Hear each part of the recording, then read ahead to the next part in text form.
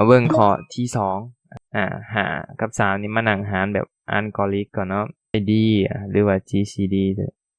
นาะ GCD ของ5เนาะกับ3ก็จากดอกจันนี่เราก็เลยได้เนาะถอนได้หั่นแหละตั้งชื่อมันเนาะอันนี้สมผลที่1อันนี้สมผลที่2ได้โอเคเฮาก็เขียนสมผลที่2นี่ตั้งไว้เนาะลบตัวนี้ก็กลายเป็นบวกบวก3สังเกตเห็นว่าเนาะเทียบใส่สมผลเด้อเนาะก็ใช้วิธีการคูณเนาะหรือคูณ4ใส่สังเกตคูณ4ใส่ลบ1ตัวนี้แต่ว่าโจเนาะอยากซอกหาใจผลต่อไปที่จริงฮอดนี้บวกให้กับ b เนาะส่วน d a ส่วน dt นะ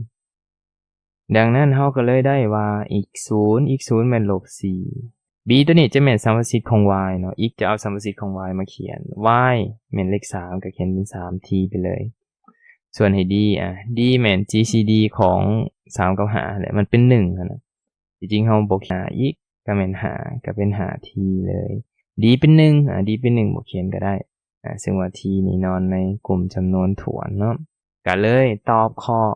งอไปเลยเนาะของงอแม่นข้อที่ถูกต้องโอเคมีไผตอบถูกบ่โอเคเนาะสำหรับข้อนี้นั่นบ่เดี๋ยวเฮาไปเบิ่งข้อต่อไปเนาะ